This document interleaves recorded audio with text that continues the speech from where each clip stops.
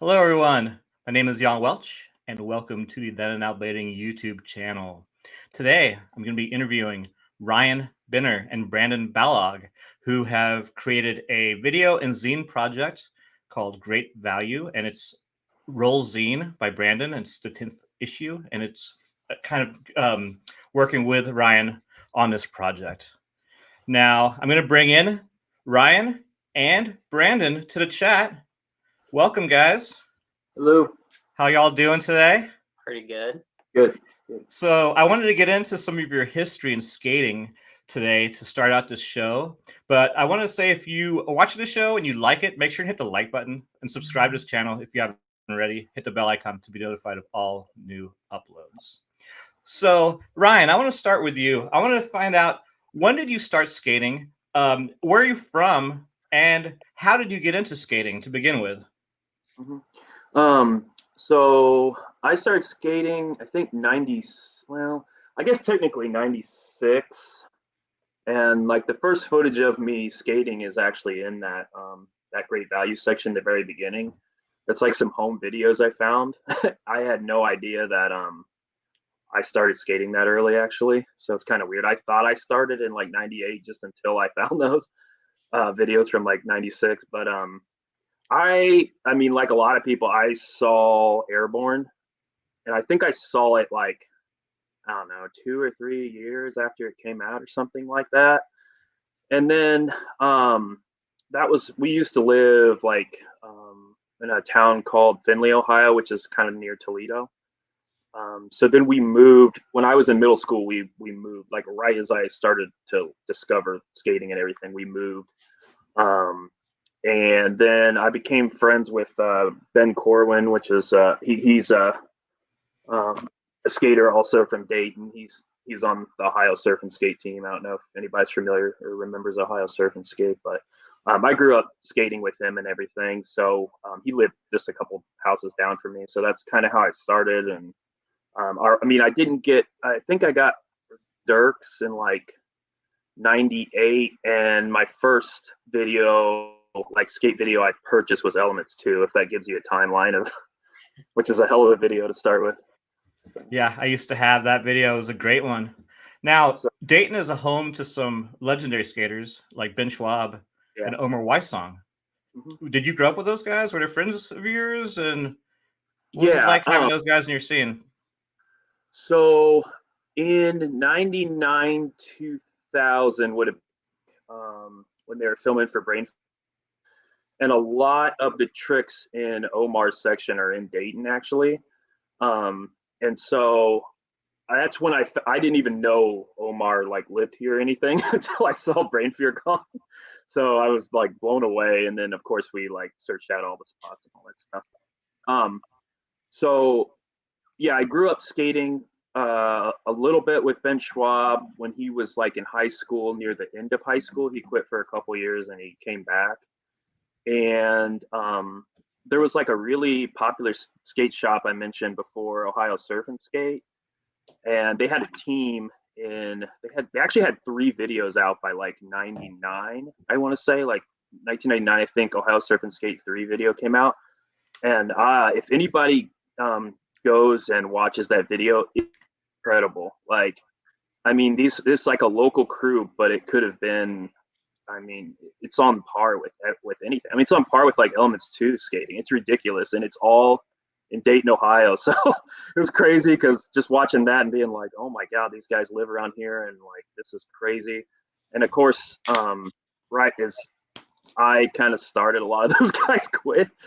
But Ben and his brother John, they kept skating, and so that was cool because I got to skate with them. And then we made Ohio Surf and Skate 4. I think they made 2 more Ohio Surf and Skate videos after that. I grew up skating with them a little bit. Omar moved pretty soon after his Brain Fear Gone section came out, so I didn't get to skate with him a ton or anything like that, but I wish I did. It's pretty crazy having 2 guys riding for Mind Game coming out of your town. I would love to know. I don't even know how they discovered Omar. It's kind of weird, yeah, because Dayton, Ohio, like crap about Dayton, Ohio. But Yeah, I mean, they must have done some talent searching or something, because I mean, it's incredible. Like he was incredible. Like if you go back and watch, not Ohio Surf and Skate 3 is probably the most popular one, but if you watch Ohio Surf and Skate 2, which had been like 97, 98, I mean, it's amazing like how far ahead he was. I mean, just even on like a nation scale, so incredible. So yeah, there's a lot of really crazy talent come out of Dayton, Ohio. Was Omar skating for Razors back then still when he was living in Dayton? Yeah, he was. Yeah, I don't know at what point. You know how, I mean, remember Razors had the like every kid and every best kid in the town gets flow for Razors. So like Right. everybody was on Razors. So I don't even remember when he was on, but I know he was on, and then Aaron Pyle got on shortly after, sometime around that time as well. So. And you were filming back then already, right? Didn't you film a couple clips of Ben for Accidental Machines? Yeah, that would have been 2000. This is a little farther down the line, so that would have been 2005, 2006 time. Yeah, he came back a couple times to visit his family, and then we filmed because we had a GL2 or something at the time. So yeah, we filmed just a couple of clips are in that, and then I have a video before I made a video called Savor the Flavor in 2008, but in 2006 I made a video called Upgrade, and he actually had a section in Ben Schwab had a section in that, but it's all his leftover clips from Accidental Machines. It's pretty fascinating to go back and watch because it's really not throwaway stuff, but just creative stuff. It's a good section. It's fun to watch. Are those videos on YouTube? Man, so like all my stuff is still on Vimeo because I'm lazy and I haven't brought it over to YouTube. I have on my Vimeo account something like 100, I don't know, it said like 150 some videos that I need to get from Vimeo over to YouTube and just start a YouTube channel, and I just haven't done it. But they are yeah, they are on my Vimeo channel. So Ohio Surf and Skate 3, and I think all that's on there if the music hasn't gotten claimed or whatever. So I think it's you had mentioned that those throwaway clips weren't really didn't look like throwaway clips. I feel like a lot of footage from back then was, yeah. I mean, when I look through the Vault series, I do a lot of the clips that we didn't use. It's like people were so picky and had to land it so perfect back then. You know, just the whole mentality back then of being the best and like people. Yeah, I mean, I know, because now it's like, I mean, throwaway clips, it's a weird, I don't know, it's just a weird concept in general, I guess now. I mean, throwaway clips now. What's that? Are there even throwaway clips now? They're like, yeah, I mean, I don't know. I mean, some of the stuff, like me and you were talking, Brandon, some of the stuff that we just don't even think about. We're like, I kind of want to cut that out of the video, and then somebody else like thinks that's the best thing you did, and it's just weird. And it's just kind of like there isn't. Yeah, I don't really like the concept anymore of throwaway clips. Like, there's probably value in everything, a little bit. Like, I mean, we didn't cut much from our new video at all, really. So, kind of kept a lot of it. So we're going to go through the video at the end of the questions I have for you, and we're going to talk about the video, and then we'll do a Q&A for people in the live chat can ask questions for you, both of you. I want to move on to Brandon. And Brandon, when did you start skating? How old were you? How did you get into skating? Yeah, my story's kind of similar to Ryan's. We're around the same age. I started a little bit later. I started in 99, so I was 15. And I started, I think it was the summer after my freshman year of high school. And I had some friends who had been skating for a few years. And, we didn't have skate parks or anything. So we built our own boxes and ramps and stuff. And I think my first pair of skates was K2 Style Point Bobs. So a little fancier as the first pair of skates. But I had been rec skating for a number of years. And I learned to ice skate at like a young age. And I think it wasn't airborne for me, but it was like, don't laugh, it was brink. Like I saw that. I had a younger sister and she would watch the Disney Channel, and like it was on, and I was like, oh, these people are doing these tricks on these skates. And like I was like, the movie's kind of dumb, but I was like interested in the skating, and knowing that there were some Solomon riders who were doing some of the stunts for that and things. I really like Brink personally. Yeah, I watched it recently. Brink is sick. Yeah.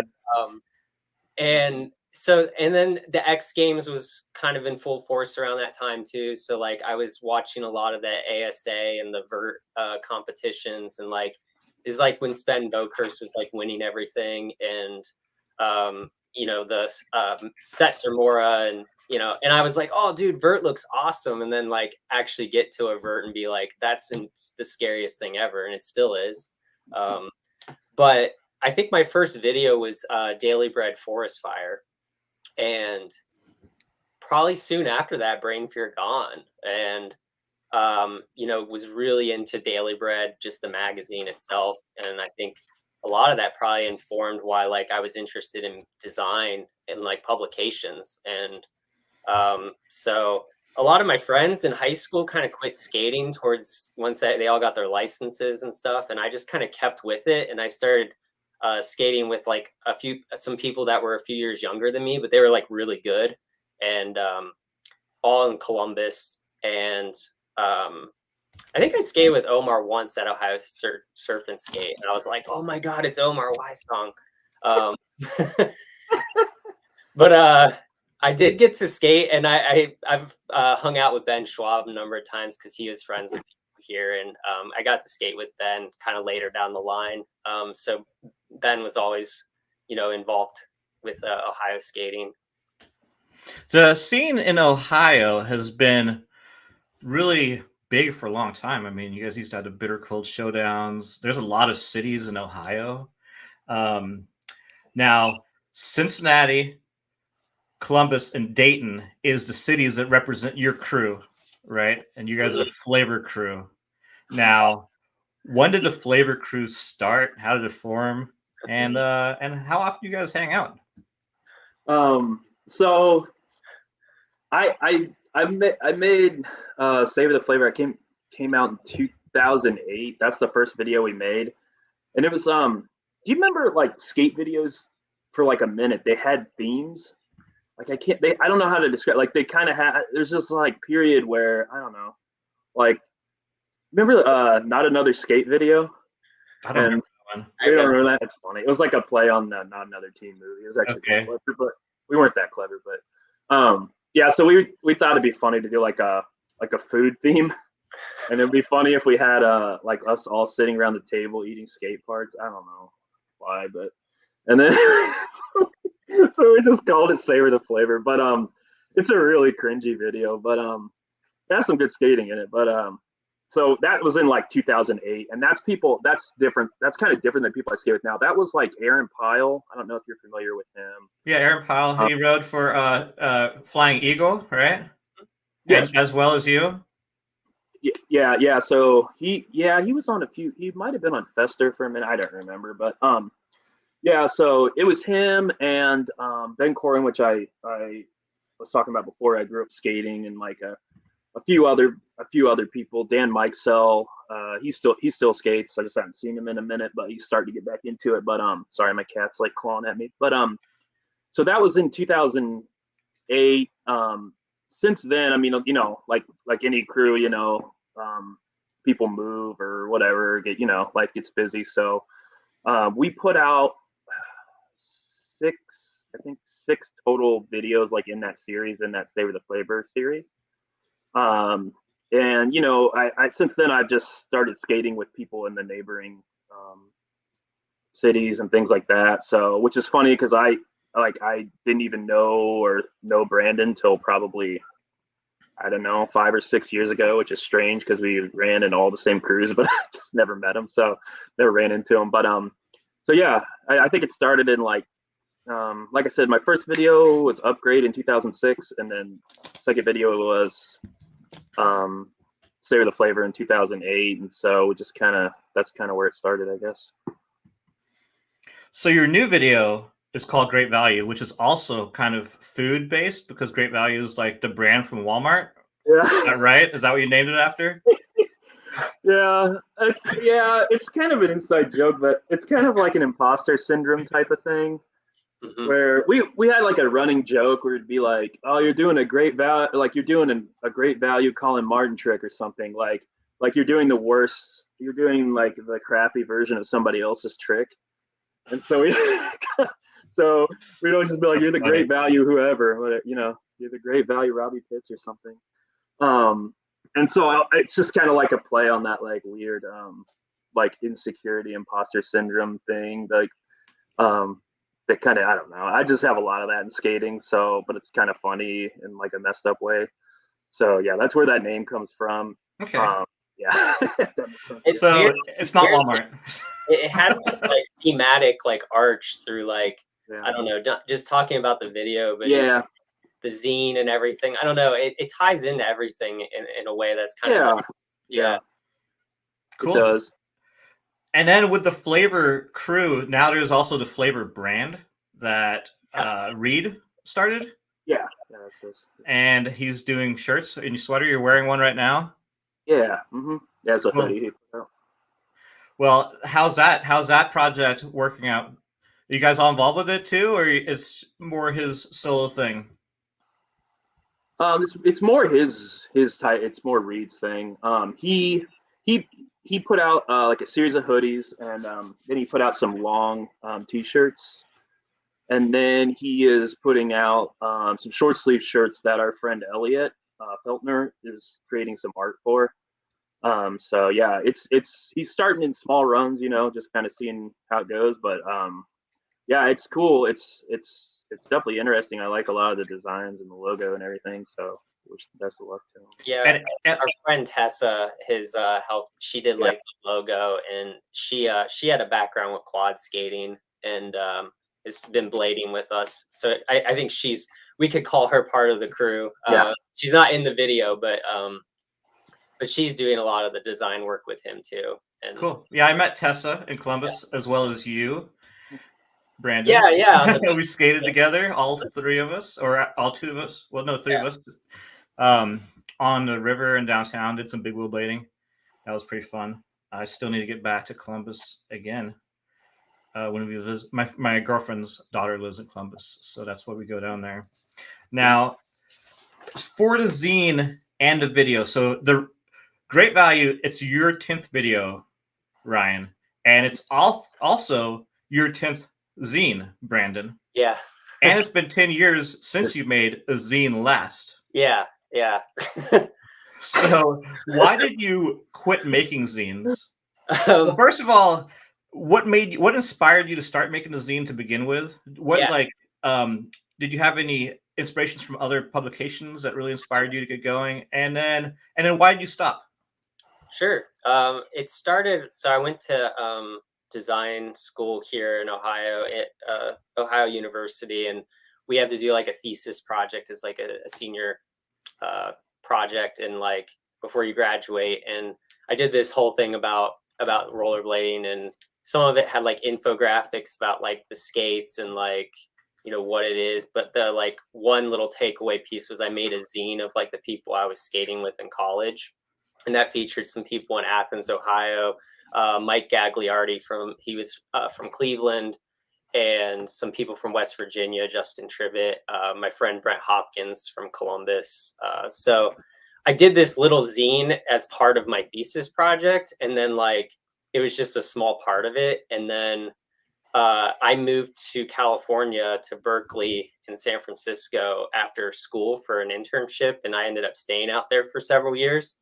And when I was out there, there were a lot of people were skating in the Bay Area at that time. It was like 2007, 2008. And I was really close with like Kevin Yee and some other people in the Berkeley scene. And I was shooting photos of them. And I was like, man, I should just make another zine. Like, this is like, I got all the content, and like, I just kind of started rolling with it then. And it was like, you know, as any young professional going into your career, you're not doing the coolest work right out of the gate. You know, you're doing some pretty, you know, I might be resizing at newspaper ads at that time, you know, in 50 different sizes or something. You know, I was like, I needed some creative stimulus like outside of work to like get my design juices going. And like, so the zine was kind of my outlet to like do crazy things.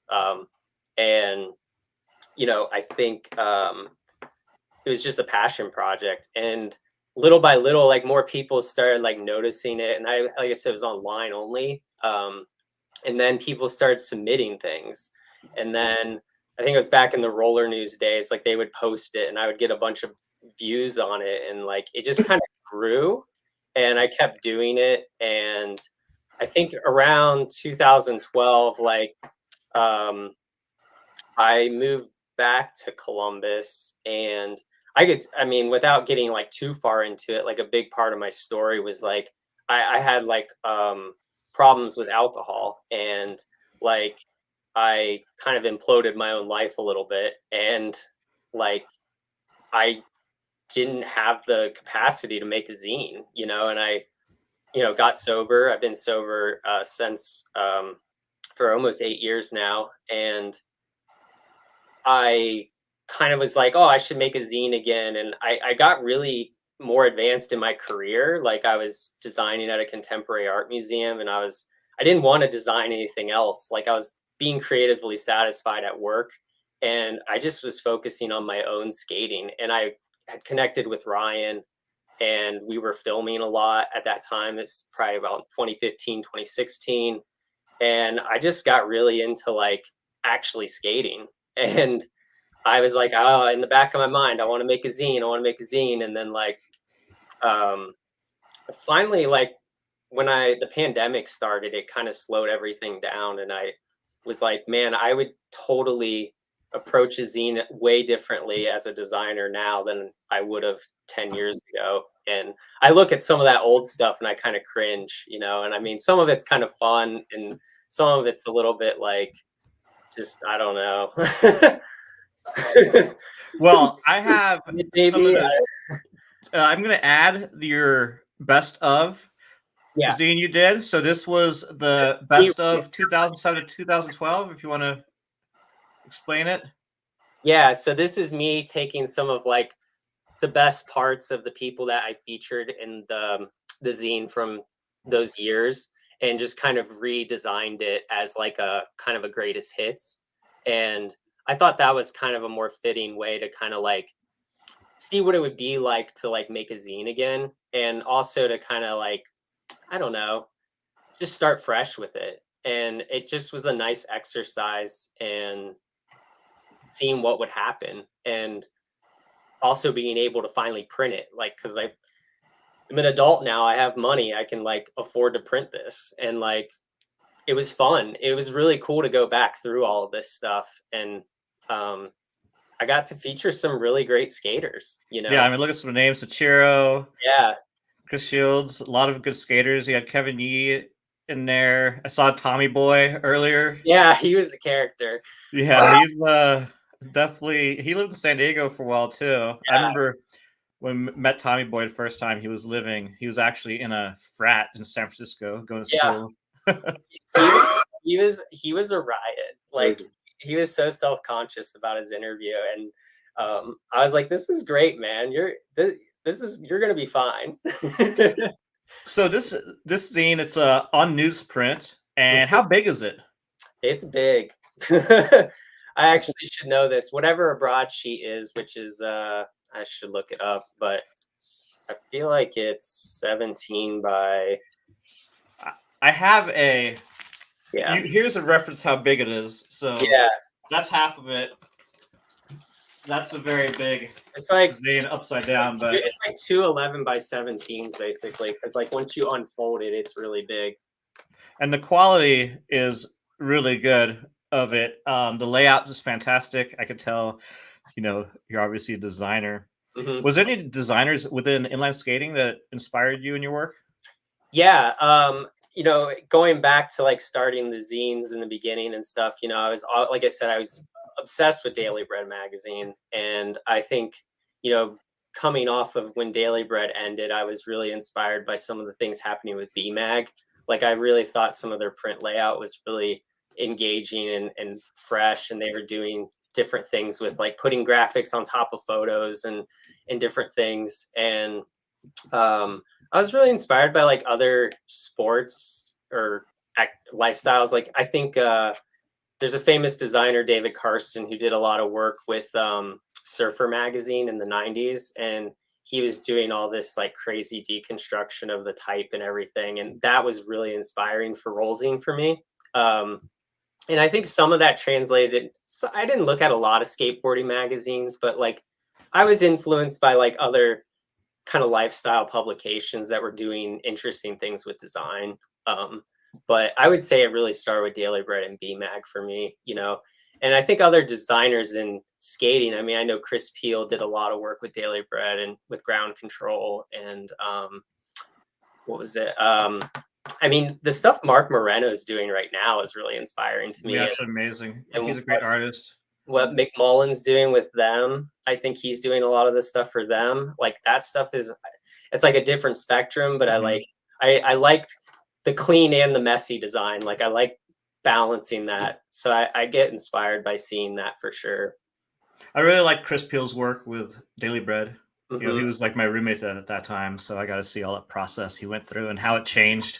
Because you know that was during the first time he was there was during his internship for school. Nice. And then he went back after he graduated and worked there. I read in your zine that you never have a skate photo on the cover. Why is that? And this is the newest one. Yeah. Not a skate photo, but it's pretty rad art. And that's Elliot's illustration, and I did like the type stuff behind it, which was like done by hand with like tape and stuff. Cool. And then I put his let me make you bigger. I collaged his artwork and scanned it on top. So, but yeah, I don't think there was like a conscious decision. I think like I did the first one as like it was a design thesis project, and it was like, oh, I'm going to do something with type. I'm not going to make it a skate magazine. Like, and then as I like kept going, I just used type and stuff. Like, I don't know. I just didn't make, I never put maybe I didn't have a good enough photo. I don't know. Like, it just like, once I started it, I guess I like couldn't back out of it. And now I'm kind of stuck with it. That's awesome. So how can people order these publications from you? Because they're pretty rad and people should definitely add them to their collection. I'm going to put on the little video I made for the newest one. So first of all, let me know how people can order it. Sure. I'm kind of lazy, like how Ryan was saying with the YouTube. Like I should set up a storefront. But at the website for Roll Zine, or people can, there's the link to my email address. And I was like, hey, if you're interested in one, you can just, you know, send me a PayPal or a Venmo and I'll, you know, ship one out to you.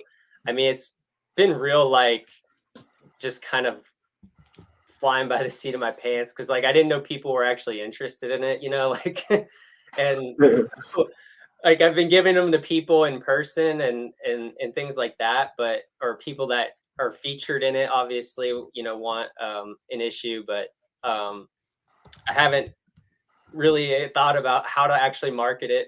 I just like did it for fun. Well, this is a great product that you made, and it's definitely, you know, there's so many people to collect media and just want something physical in blading, you know, since in the magazines. I think it's really cool. I'm really stoked that you sent me the 2 copies. I really like them, and it's like I'm really happy to have those in my collection. I have the latest episode, latest issue 10, up on the screen right now. This is the one that goes with the Great Value video. So I thought we could go through it and you could talk about it a little bit. I know it starts out with you talking about the process. It's got a Stefan Brandow photo who's not in the video. He's not in the video. That. I've been sitting on that photo since the start of the pandemic, and I really wanted to use it. It's a great photo. And but yeah, the start of the zine just in general is like when Ryan, you know, was talking about putting this whole video together, you know, I had started shooting more photos again and had actually started using lighting equipment and things, and it was conveniently most of the people were in the video. And so we have a document and photos of the process of making the video. And it was like, we should make a zine like about the video. We have all the content there. And, you know, it just was like that aha moment of like linking the two together. Cause I was like, oh, I want to make a new zine, and I've been collecting all these photos. And then it like something about, even Ryan says it in his interviews, something about like, this is the section that I've like envisioned in my mind and I've always kind of wanted to make. And like for me, I had a vision of what I wanted a zine to look like in 2022 for skating. And like I finally like could like put it together. Like I feel like him saying that inspired me to like really like dive into this. So for this issue, you start out with an interview with Ryan where you guys talk about the video, and you have some photos of him that you shot, color photos. Looks really awesome. First of all, are you going to continue with this zine, or is this just or is this you heading towards the end of making a zine with this project? I don't know. I mean, it's interesting because like it's a lot of work, and I'm like, I think it'd be interesting to see it. Like, I would like to get some other voices and some other content again. You know, I've also been talking with Eric, who's also in the video, and we've talked with Long at Oak City Skate Shop, and like he's interested in putting some kind of publication together. So like, I don't know. I mean, I think I'll do something. I just don't know if this is the exact vehicle, but I think maybe if I did something, I'd like to do it more frequently, but maybe it's like smaller scale, you know, maybe it's not like this whole 20-page thing. Well, I'm definitely down to help collaborate on something if you Yeah. want some help, because, you know, I have a history in the zines as well. Yeah. And I really like what you're doing here. I definitely like the news format of this. You know, you said you might not do that in the future, but I think it's really cool. I think I'd still do it on newsprint. I just don't know if I would do like the largest size. Like Uh-huh. maybe I'd do like a small, like the medium sized one. It might be a good idea because the large size is a bit hard to handle, but it looks awesome, and you can frame it, you know, and put it on the wall. So that's pretty rad. Now, I'm going to continue looking at this new issue, and then we'll move on to talk about the video a little bit. So basically, you interviewed Ryan, and then you have little profiles on all the people in the video. Mm-hmm. And our friend Eric, who's in the video and is like on the upcoming pages of it, he helped talk to each person involved with the video. So we collaborated a little bit because I also didn't want it to feel like I was like driving the whole thing from like my voice, you know. Like it was nice to like have some other people speaking in it, in addition to Ryan, and that's why we added the bits with Reed and with Tessa and Elliot at the end about the flavor, the clothing company, because I felt like it was all tied in together to the whole thing. And I've skated with Eric as well when I was there, and he's a really cool guy. I actually had a solo session with him too one day. There's you, Brandon, and then Reed. You're putting yourself in it, but I'm in the video, so I guess like I don't know. I was like, oh yeah, I mean you have to be in it. And and you have everybody, if I'm correct, in order as they appear in the video, right? I believe so. Yeah, it looked like it. And I know you end with Reed. Ryan technically is second in the video, I guess. So, a little bit off there, but. And your photos are great too. I'd love to see you shoot some more. Are you sitting on a lot of unseen photos as well of other people that aren't in this video? I'm maybe not a ton of people that aren't in the video. I think I have like a chunk of time from like 2016 to 2019 where like I shot a bunch of photos of other people in addition to people from our crew that I haven't done anything with. I mean, like I've posted them on Instagram or something, but like that's good as gone in most people's memories anyways. So like, yeah, I considered doing something that was like a photo dump of like images I've taken over the years I wasn't making a zine, you know. Cool. So I'm going to have a link. Photos though. I definitely want to see more from you in the future because I'm really excited about this zine project, and we're going to get back to you here shortly, Ryan, not to make you feel left out. But let me see. Ryan, I wanted to ask you, well, first of all, Brandon, I'm going to have a link to your email address and the website in the description below so people can order the zine from you. And I think everyone should get this for their collection because it's pretty awesome and a cool part of blading history. And especially if you're from Ohio and you haven't picked one up yet, Ohio history. So, okay, Ryan, I'm going to get back to you. I want to ask you a few questions about the video now. Let me see. First of all, what camera are you using when you're filming? I just have a little compact, like Panasonic camera.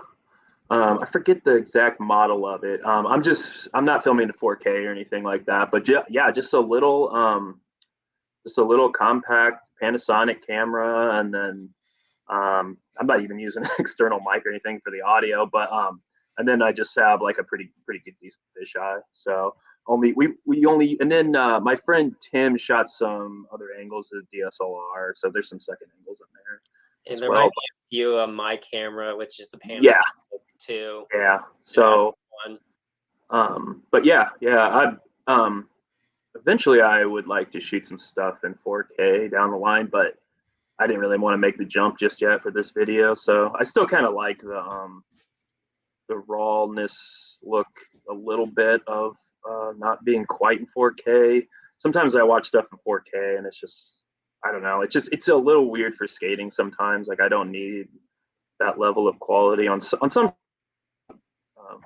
Makes the footage look better, but sometimes it's just like, I guess I'm just not used to how crisp that looks yet, I guess.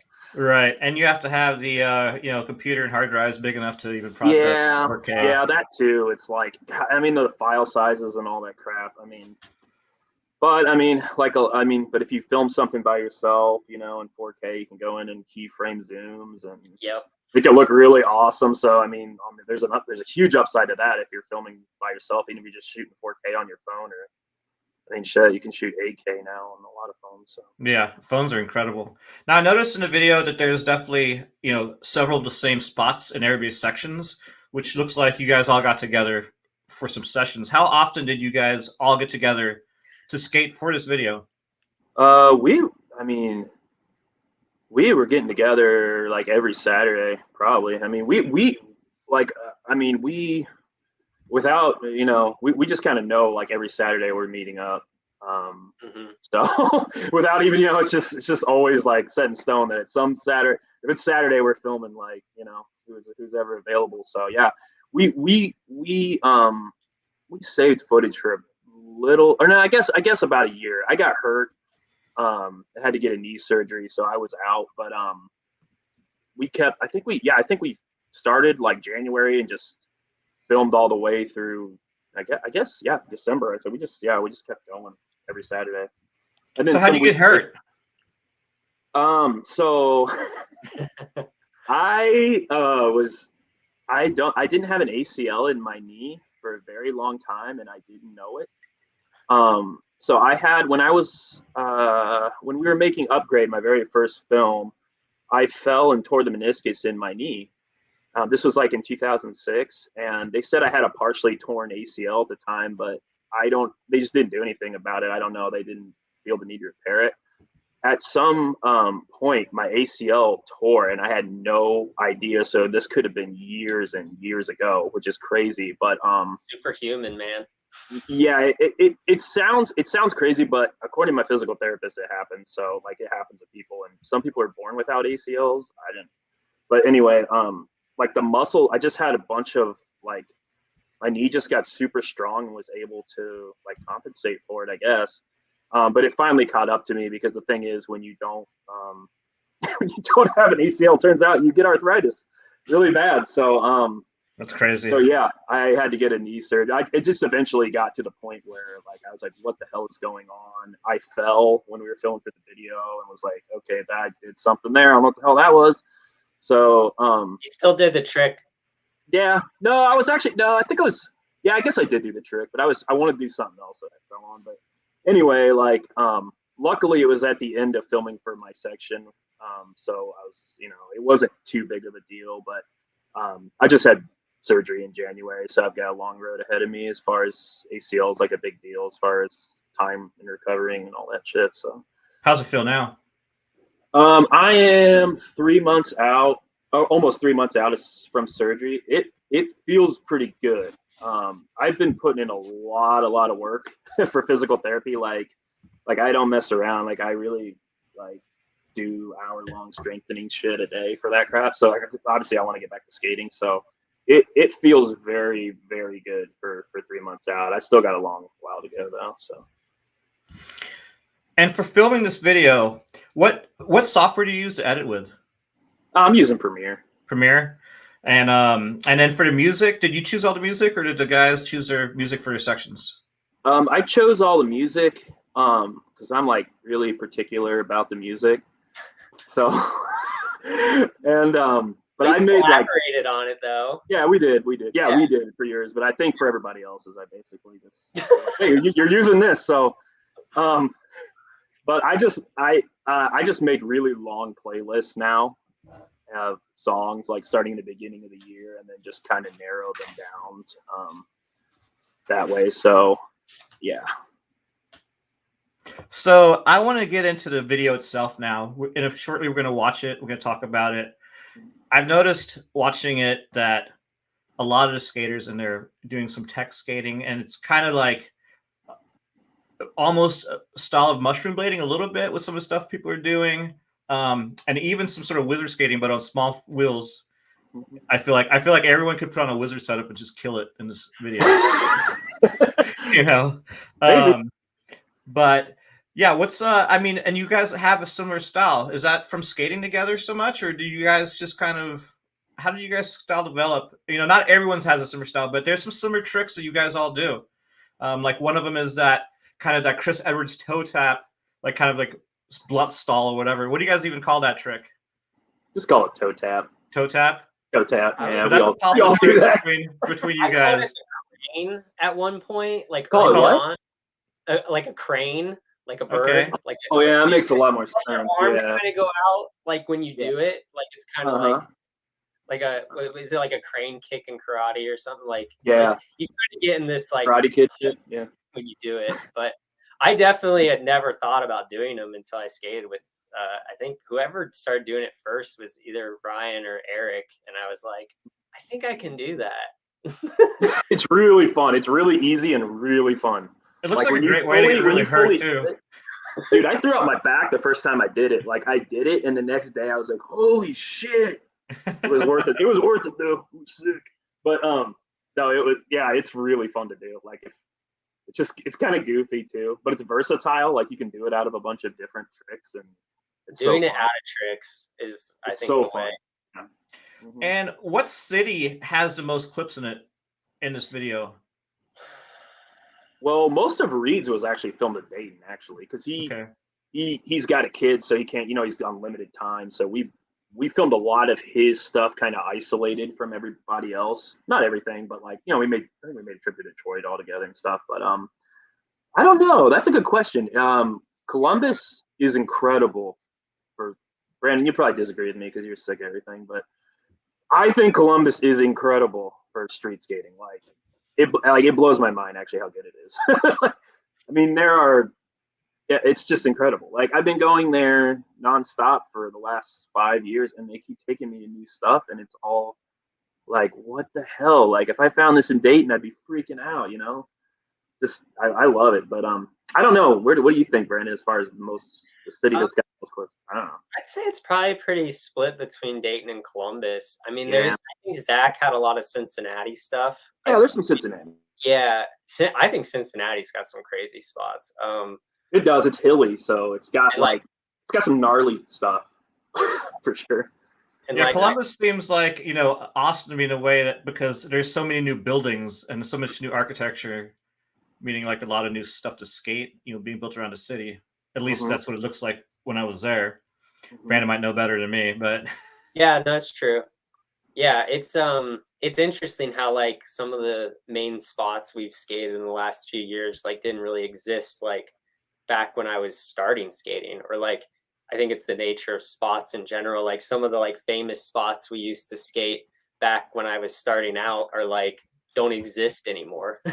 Well, it's like that in Dayton. I mean, a lot of the spots that you saw in Brain Fear gone, no more. I mean, it's just gone. A lot of it. I mean, it's stunk beyond belief. There's just no.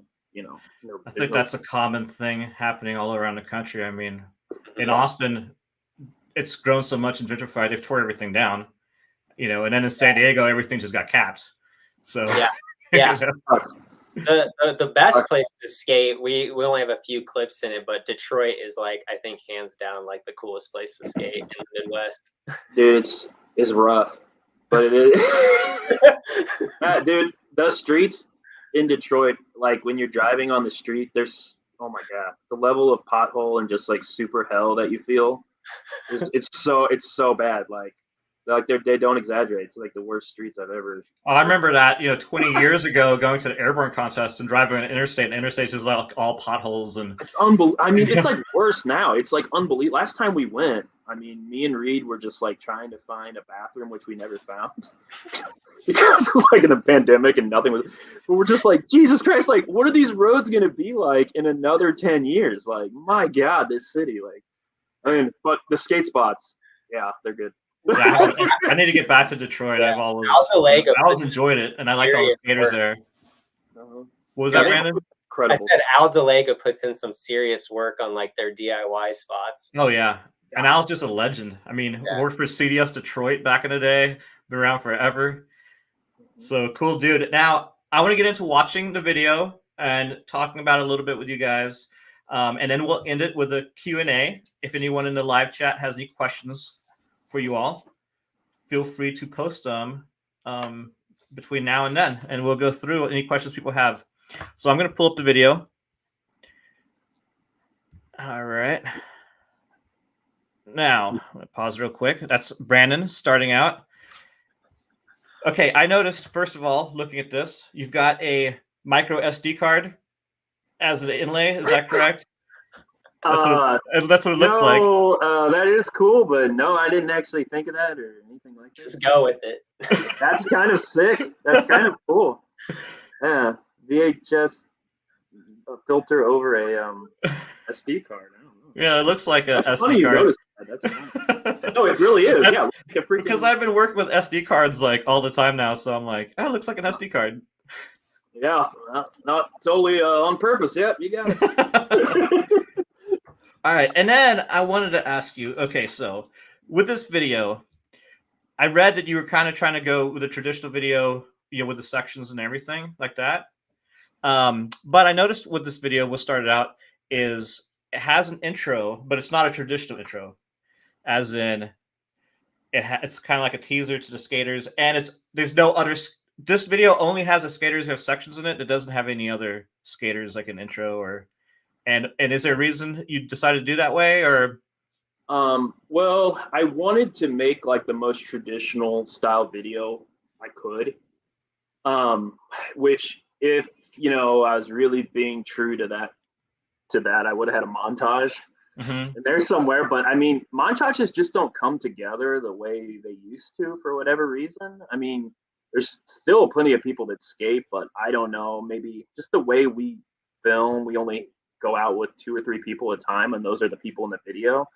So montage just didn't really come together. I mean, that would be like my one thing about this video is I was trying to make the most traditionally formatted type of video. So other than just like, it's just, I don't know, it's just a different now than it was back in the day as far as filming like a buddy section, which sucks because I love editing those. Right.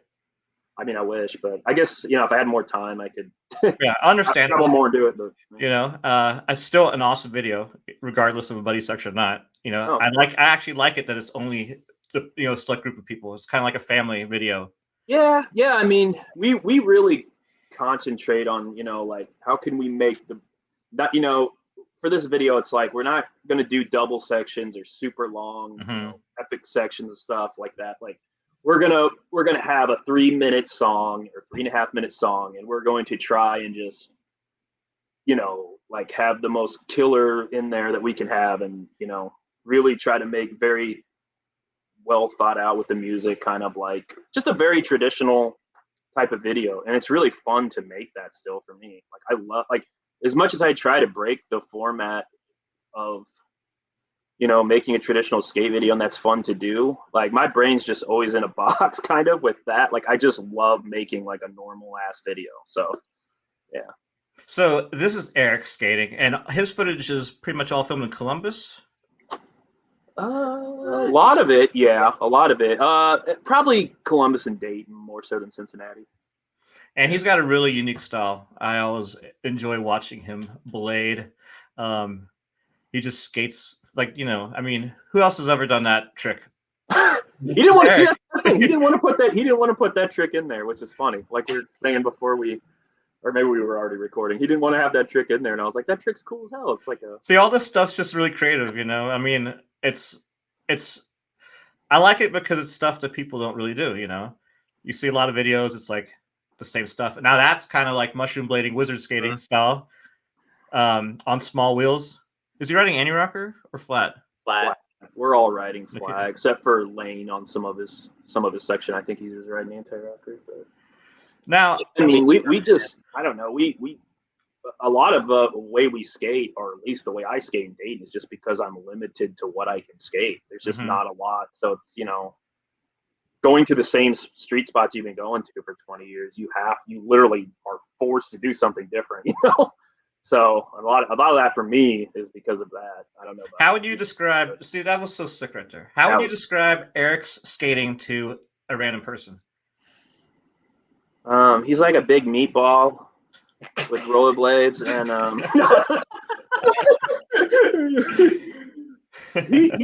he's like a ball of energy. Man, like I don't know. He's old too. How old is Eric? He's 40. He's like 40, and he's so good, and like he's only gotten better. I don't know. How would you describe him, Brandon?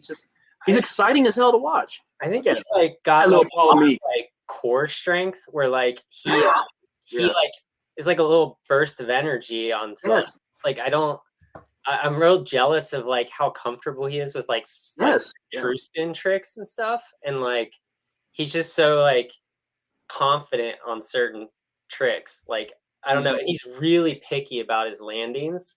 I filmed this clip actually, and it took crazy. 30 tries. That was really sick. And I was like, oh my god, we're never gonna get this. That was really sick too. Like that was so sick. I've never seen anybody do that. And this thing.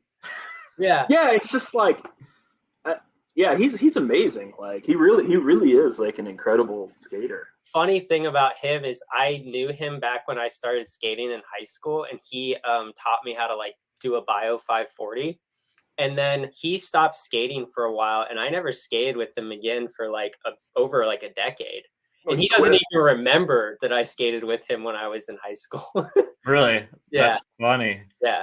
So now we're on Ryan's section. And Ryan, you had mentioned earlier the old footage of yourself. Yeah. And this is it from 1996.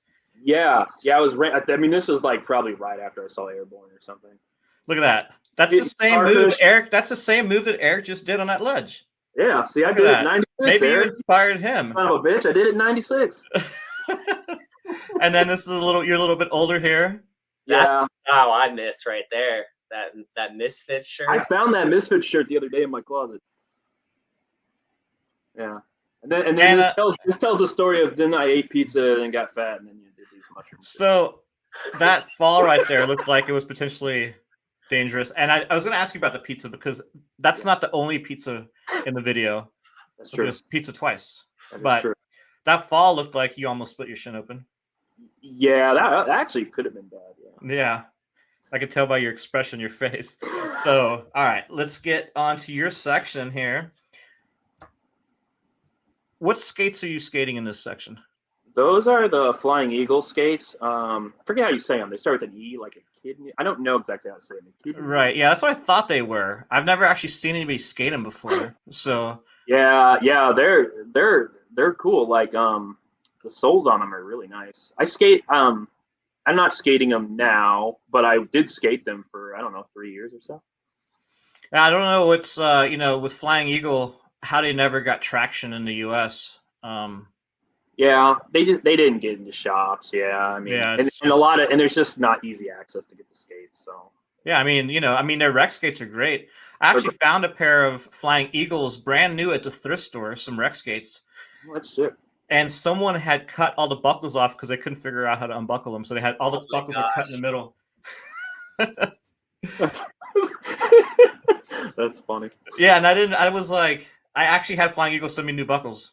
So in your section, you're doing all of those toe tap tricks like that, which are awesome. What other skates are you skating in this section? Some Solomons that I don't even know which ones they are. The ones that Vinny gave me. Some black Solomons. I don't know. You'll see them. They're really floppy because the plastic's like 20 years old on them. So I only skated them one day. And then some Sebas, which is what I was skating right before I got hurt. I think just those 3 pairs of skates. So, but mainly Flying Eagles, yeah. So the footwork, you do a lot of footwork on the flatland stuff too.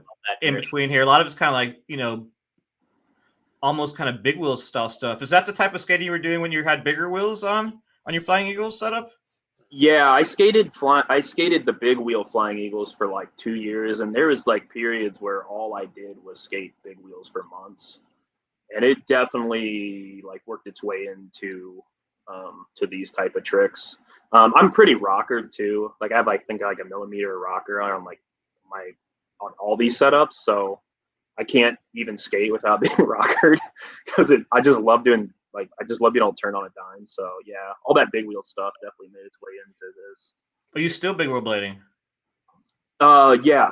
When I get back into skating, I'm probably gonna do a lot of big wheel skating at first, obviously, because it's very low impact. Mm-hmm. And so I really plan on doing that. And it's I kind of got into skating cones a little bit too, right before I got hurt. So that's really fun as well. Yeah, cones is fun, and it's really good for learning your footwork.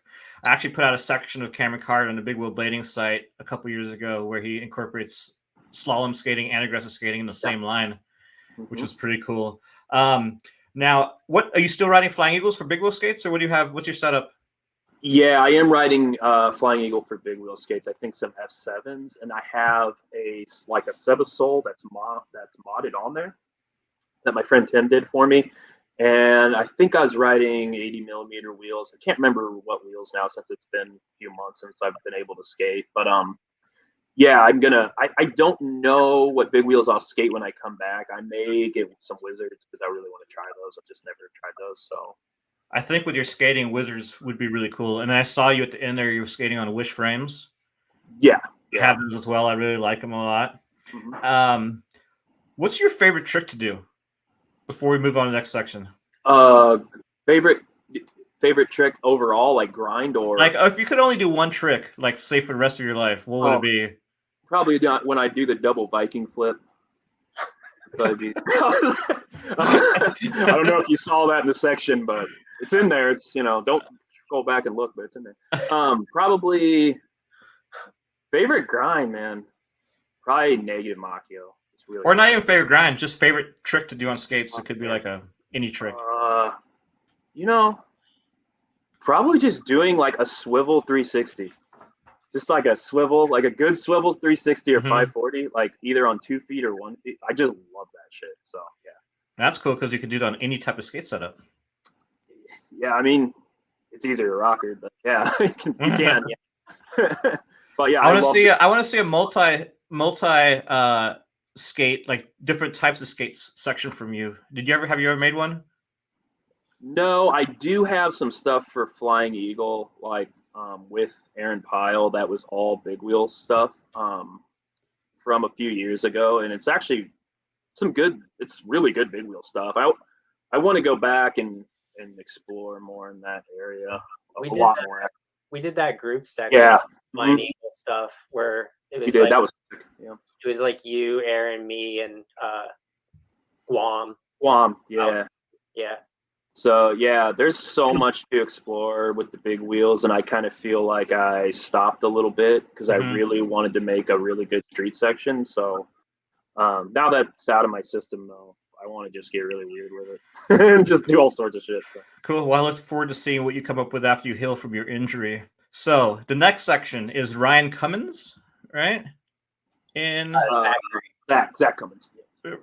Zach Cummins. My bad, Zach. Or Zachary Cummins. My bad. I wrote it down wrong. There we go. All right. So Zach also likes pizza in his section.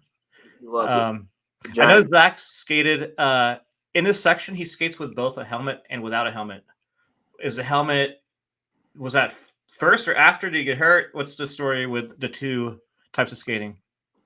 I don't know. I think he just got smart and realized you should wear a helmet, which Okay. is what I'm gonna start to do when I get back into skating as well.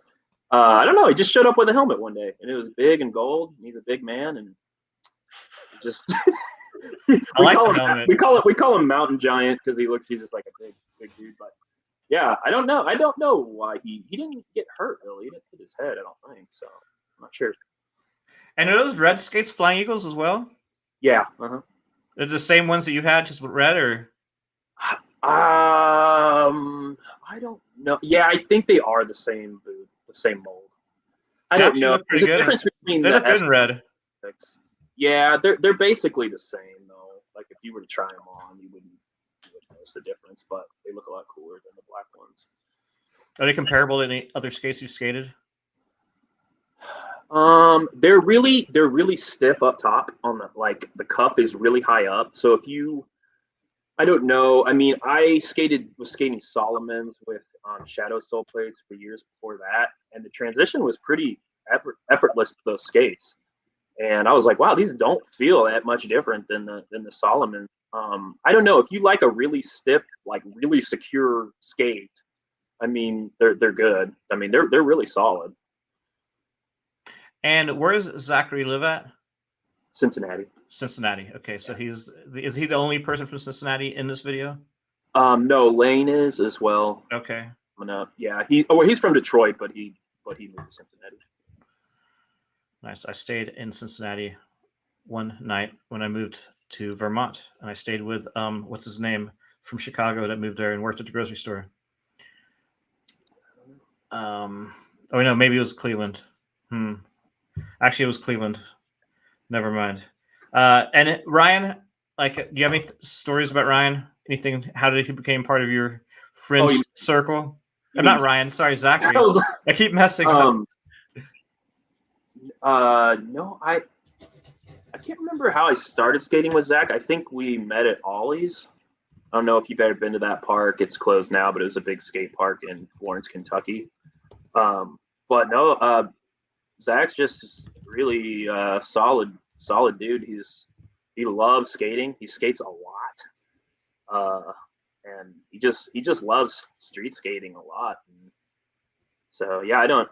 How did you meet him, Brandon? Probably through me. I through you, but I also think it was like him and Elliot, whose artwork's seen. Like probably met him. Elliot was skating a lot at that time and filming, and Zach was a part of that. And I think it just kind of emerged of crews, like, and then he just has been skating with us ever since. And he's really good. And he almost died right there. He did. No, he really did almost die. Like he was going like slow when he did that, and we were both. That's why we're laughing at the end of the section. Yeah, that was gnarly. Oh my god, dude! Like, but that was a really good section. I enjoyed watching that one. And sorry, Zachary, for getting your name wrong. Now, next up is you, Brandon. oh Excited to watch your section? I watched it a lot. I'm vain. Sick of this song. So I've noticed you're wearing some Pro Design wrist guards. That's a classic brand. They're the best wrist guards I've ever skated. Sometimes they get in the way of like grabbing, but for the most part, I have this thing where if I hit my palms a little bit, it just like busts open. I have to have that palm protection. Where'd you get those wrist guards at? I had to order them directly from the company, and this like weird dude from Texas called me about the sizing, and like it was something. I don't even know if they're still in business. So that's Wild Bill. That's his name. Yeah, Wild Bill from Houston. Yeah. He's that's who it was. He's an old quad skater. And inline, he did vert on inline and quad at Southside Skate Park in Houston back when they had. That's hilarious. Vert ramp. He's probably in his he's probably close to 60, I'd say. Legend in the Texas quad and vert scene. So that's the man. He hand makes them all himself. And now I see you skating. You skated some. I believe you have some new Fifth Elements in this section at one point. How are those? It was the first time I had skated Fifth Elements. I couldn't resist like those gray and black colorway, and I was like, I'd been pretty solely skating like M12s last several years. I just kind of like I skated shadows for a really long time. And I look back at some of that and I'm like, I'm not sure why I did that, but I did it too. We yeah, share, I did too. share our hatred for shadows. Yeah. It's weird because I loved them, but I don't think they fit with like how I skate now. But I skated M12s like back in the day. Like I was real big on like when there was that Rocy's team revival with Dunkel and Mike Lilly and the whole Road to Nowhere era. Like that was like my jam. And the Ollie short skates. And so I was like, I went back to something basic. I skate a lot of park when I'm not skating street, like a lot of bowls and like a nice light skate. M12s are great for park skating. And like, I wanted to try the Fifth Elements, and they make street skating a little bit easier than an M12. Oh, really? So, that's cool. They're not as supportive. They're a little too flexy for me, but they do grind really well, and so I used them for a majority of this section. So, which ones do you prefer? Oh, I prefer the M12s hands down, but it was nice. Like this Savannah right here, like it was just so easy in a Fifth Element compared to an M12. That's a cool spot too. You're skating there. Yeah. I had the Dust Latimer shadows, like the very first ones, when I moved to Texas in 2012. Some guy sent me a brand new pair of them, which was really nice. I forgot who it was. Those ones are made very well. And I skated those for quite a while. I really liked them. Yeah, those ones are very durable compared to the later ones. I'm actually getting some of the new Eugen Ina ones. I'm getting some of those in the mail, so I'll see how those are. I'm curious to hear what you have to say about those. Yeah, I'm gonna do a review. I'm gonna do a video about them, reviewing them. So I'm planning on skating a lot this year. I have 2 skate parks in town here, and I'm gonna plan on skating up in Montreal a bunch coming up soon. Actually, next weekend there's a huge session in Montreal. I'm going to go. Oh, that's awesome. Montreal, I've been there. I went there a couple. I guess it was probably 5 years ago at this point.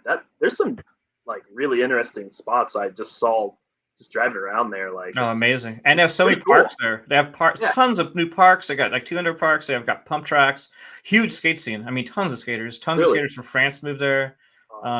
They have big sessions. So, and it's the closest city to me. It's an hour and 45 minutes. So I go there.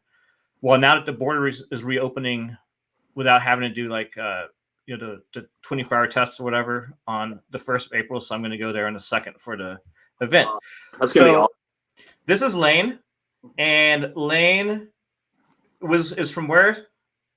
He's originally, he's not originally. He's from Michigan, and he's not from. He lived close to Detroit. I forget exactly where he said he was from, but he skated with a lot of those Detroit guys growing up. That setup right there with that blue. Those are Fifth Element. I mean, Majestic 12s. Mm-hmm. Blue with the colored wheels looks really cool. That's a really cool looking setup. I might have to award him to best looking skate in the video. Yeah, that's those are cool. Those are pretty rad. Yeah. And that looks like, these little, that's a square rail too. Yeah. There's a guy named Kevin Little. He does like BMAG editor, sick urethane, where he lives in his part of Texas. There's flat rails like that, but round everywhere, like everywhere. I don't know if you ever seen his edits. It's all he skates is these really low, long flat rails that are super fun. Yeah. I remember I asked him about that. I was like, what is the deal with that? And I can't remember what he said. I think he said something about like the way the architecture is or something. It was, it's like insane. I mean, how many of those rails are there on? Well, every parking lot uses that as their boundary, right? So it's like, it's everywhere. And it's where he lives is also very flat. So it's just a lot of flat little rails. Like, it's pretty crazy. Ooh. Now, his lane section is really good. I want to talk about that. He has a nice variety of tricks. He switches up a little bit from what the rest of you guys were doing previously. How would you guys describe Layne's skating? We have a nickname for him. We call him Angel Baby. he just lands so light or something. I don't know why I don't know exactly why we started calling him that, but he's just like he's good, man. Like I'm not used to filming. It's the first time I've ever filmed a section on him, and everybody else in the video, you know, I've kind of filmed throughout the years. But he's one of those people, he'll knock out stuff first try, and you're just like, oh shit, I probably didn't film that very good because you just did it first try and I wasn't ready for it. But he's just very, very consistently good. Yeah, that was. I mean, he's had some really good tricks in this section. Yeah, he's one of those guys that's like he's so talented that you can't really tell exactly what is hard for him and what is just easy for him. You know what I mean? I feel like that's the mark of people that are very good at rollerblading. It's like China's like that. It's like you can't tell. It's like, wait, was that hard for you, or is that just a run of the mill trick for you? And it's something incredible. He's kind of got that thing going on. I think a little bit. Like he definitely surprises me a lot. I like some of these spots that you guys are all skating. Like there's that like the slanted sign, and every one of you has a different, really cool trick on these different spots. Yeah, I called Layne. Cool. I called Layne a smooth operator because, like, I think he just like would do these like kind of technical variations, and like Ryan said, he's like so like almost light on his feet, and it just like I like watching him skate because he's like it takes him only a few tries to do something. That's really cool. And now we have Reed's section, and this section is really good. He's super smooth, awesome style, and he does some really cool tricks. I definitely see why you guys have this as the ender. Yeah, he's stupid good. he's been good since he's a little kid, you know. He's naturally got it, you know. And how old is he now? You know, he is. I think he's 25 or 26. I want to say. Okay, that's still pretty young in the blading world. It is. Yeah, it is. You've got a nice array of skaters. How Eric's 41. How old are you guys? I'm 38. 37. All right, so it's almost like this guy could be your kids. I think he is Ryan's kid. Yeah, maybe he is. No, I started skating with Reed when he was a really little kid, probably like I want to say he was probably in middle school when I started skating with him, and so he's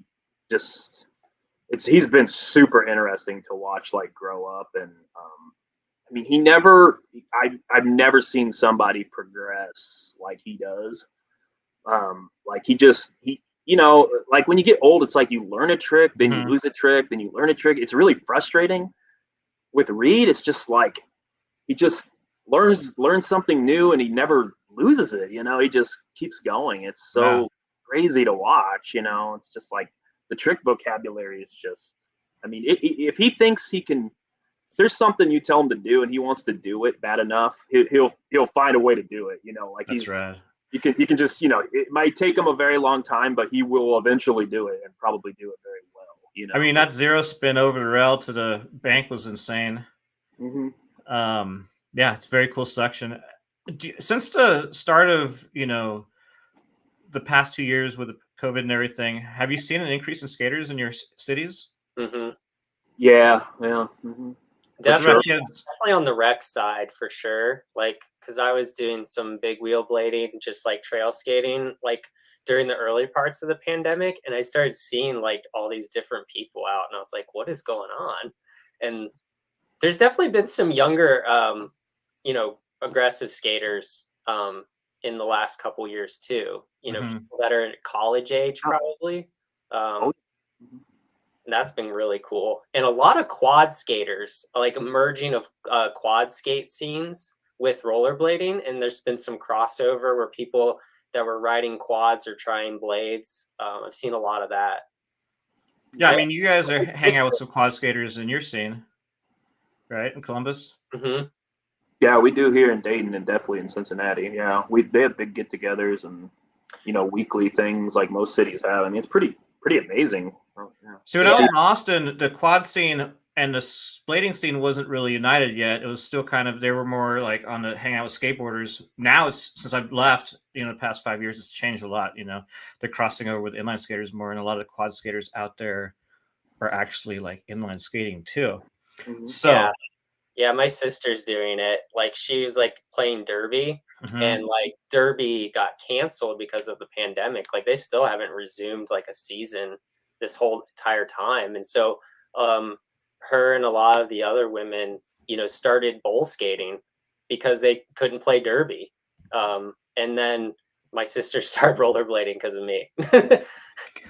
We skated with your sister in Yeah. Columbus. She was there. It was you and your sister, and then a bunch of people. That was a lot of fun. I look forward to going back there and maybe doing a little bit longer skates. The couple times I skated there, skates were kind of short for what I'm used to, but it was a lot of fun.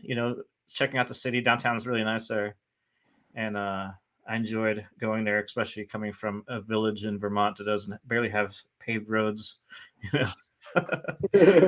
So I wanted to get into the Q&A. I don't know if anyone in the live chat, looks like you've got a lot of Ohio friends in the live chat right now. I don't know if anybody has questions for either Ryan or Brandon. If you do, go ahead and post them in the live chat. I'm going to go look through the history and see if there's any questions anyone put up that we didn't cover. Well,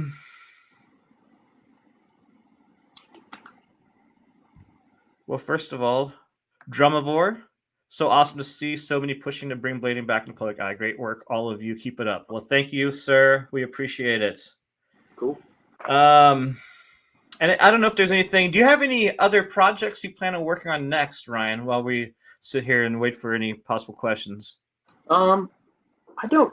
I mean, it's going to be a long time till I can skate, and actually get back to tricks and things like that. So I'm really focused on just recovering. I'm not thinking so much about making a full video or something like that. I mean, I like to make a full video every 2 years or so. I don't know what style of video that would be, but I do plan on going out and filming a lot this spring and summer. And I'll probably, I got into the habit of saving footage again, and it feels really good to do that. And I kind of don't give a shit about Instagram as much. So I might just keep saving footage and try to make cooler things like that, since I'm already in the habit of doing that. But I don't plan on making a full thing for at least a couple years, I would say. Right. Well, I look forward to the next project. Eric says, I want to film a bowl edit of Brandon so bad. Do you guys have a bowl to skate? Yeah. In Columbus? Yeah, actually, since you were last here, there's a new park that opened right before the winter. Perfect timing. But yeah, there's a nice huge bowl, and it's really nice. Is it indoor park? Outdoor park. But it has lights. Oh, cool. And it's right on campus in the middle of Columbus. So at the university there? Yeah. Oh, cool. That's right by where my girlfriend's daughter lives. So I can just skate there. That's really cool. Let me see. And you had mentioned about putting clips on Instagram, and I know I read about it in your zine. I do the thing with Instagram and stuff. It's so disposable. It's like you post it one day and it's gone forever. It's not curated in a way that you could even search. Even single edits. It's there's an edit I watch. There'll be an edit I see, and I'm like, I can never find it again. Exactly. Oh, it's horrible. I mean, some of the best stuff of the last 5 years is just floating somewhere. I mean, I don't know. It would be cool if there was a blog or something that just curated Instagram stuff. Do you know if there's anything like that, or if anybody has? I mean, I think there's some Instagram accounts, but it's just to find all the stuff is hard, and it's a lot of work to sit there and post. I was doing the Big Will Blading Instagram. I'm reposting stuff. I'm it's too much time, and it doesn't really make too much of a difference, because it's just. I think maybe getting all the best Instagram clips together and editing them together and putting them on YouTube would be better. Tree does that. Yeah. See Tree in the chat thing. Yeah, he does that, and I because he puts out a clip a day, so I like having at the end here's my 2022 best of stuff. Yeah, Tree is amazing, and his content is so cool, and I love watching him skate, and just how good he's almost gotten better with old age, and he hasn't aged a day. He still looks like he did 20 years ago. He's better. Yeah, he's better than yeah, he's better than I skated with him when he lived in Cincinnati. He was amazing then. I mean, he's like in his prime or something right now. He's skating incredible. It's amazing. So Tree has a question. Why is Ohio full of weirdos, and why do I love it so much? Who wants to tackle that question? Why is it full of weirdos, Brandon? Something in the water, probably. It is kind of full for rollerblading. It is full of weirdos. Well, it's full of, I don't know. It's full of a lot of really unique. It's, you know, at least I know for Dayton, and there's just been a lot of really unique skating come out of Ohio for whatever reason. I mean, like I was saying earlier, it may be the limited crappy spots, or who knows. I mean, it is definitely a lot of weirdos and weird styles and really unique contributions to skating. Like you've had people that come and go, but I feel like the people that are skating now in Ohio have been around for a long time. And I mean, I look at we didn't talk much about Cleveland, but like all the scene up there with like Jimmy Spets and Brandon Thompson and Brent Hopkins, Travis Rhodes, all those guys have been skating for a really long time, and they're still doing all this stuff. They host King of Cleveland competition and stuff. And like, I don't know, I just think that there's a lot of people actually skating in Ohio, not just our crew, and I think that's really cool. There's a lot of lifers, like, lifers. Yeah. It just is. It's amazing. Like, I mean, in Dayton, it's like, yeah, we have a small crew, but like we've always had a crew. Like, it's crazy, even if it is just 5 people or whatever. Like, I mean, Brandy Goulet, she's skated forever and she's still skating, and like, it's just, we've always had some resemblance or some representation of people skating, and it's like that, I think, throughout Ohio. Like, it's pretty incredible. That's really rad. Now we have a couple more questions. Eric had one. Let's see what he had. Brandon, this is for you. Can you say more about the nascent project with Long at Oak City? I mean, it's all like a brainstorm at the moment, but just talking about zines and doing publications, it's like Long was someone who, if you don't know, who's runs Oak City and is fantastic champion of for rollerblading everywhere. He's interested in doing maybe doing some kind of publication, and he was talking to me and Eric, just preliminary. I don't want to like be like, oh, hey, we're doing this crazy thing, like I mean, but I think there's space in rollerblading to like do more publishing, and I think I'd be excited to be involved in that. And I think we'll probably we'll want to work with other people. Like, I think the Roll Zine thing feels very much like my thing, and I think like doing something more collaborative with more people on like casting a much wider net could be really cool. And like, I'd be really interested in featuring someone like China, because like, I'm like, how has she not been like profiled in a magazine, or haven't gotten a pro skate or anything? Like, that's crazy. Like, she's so good. She's incredible.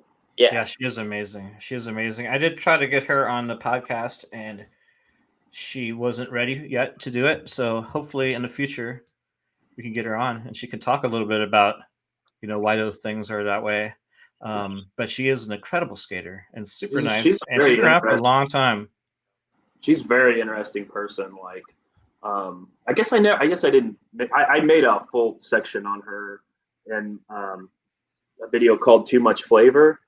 I don't know if but it was. I guess it was 2011, and we filmed for it for about 3 years or so. And I stayed with her in Detroit like over the course of 3 years filming it. And yeah, she's like a very interesting, like very humble person. And so I can, but it would be very interesting to see what she has to say about just how she views skating today. Like, I know a lot of people would be really interested to hear what she has to say, myself included. Yeah. No, for sure. Mm-hmm. So let's see what else we have question-wise. All right, here's a good one from Nathan. Perfect pizza toppings. Ryan, Brandon, and Jan. So Ryan, you're first. What is your perfect pizza toppings? Yeah. I mean, just the basic stuff. Probably pepperoni, jalapeno. Basic shit. And Brandon? Um, I think if it's like a basic pizza, just pepperoni. But if I'm going like, bougie artisan pizza, like I like cherry tomatoes and like basil and like, you know, ricotta.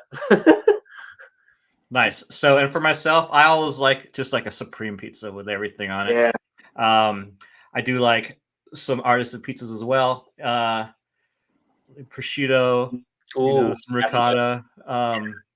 So yeah, but I think if I'm going to go get pizza somewhere, it's usually going to be some sort of supreme with everything on it. And sometimes I might even add anchovies. I like dressing up frozen You get pizza. wild. And in Austin, we have a lot of like just really good pizza places, and there's one place called Via 313 that's Detroit style deep dish pizza. Mm-hmm. Man, that stuff was really good. Put you to sleep. Yeah, so good. Man, Chicago deep dish. Ooh. Chicago deep dish. It's like there's another place in San Diego called Lefty's, which is Chicago deep dish. I mean, the difference is like Chicago deep dish had a lot more sauce than the Detroit one was like sauce, almost not that much sauce. But they're both good. I like deep dish. Love it. I like it all. I just don't like the really, really, really thin. All right, let's see.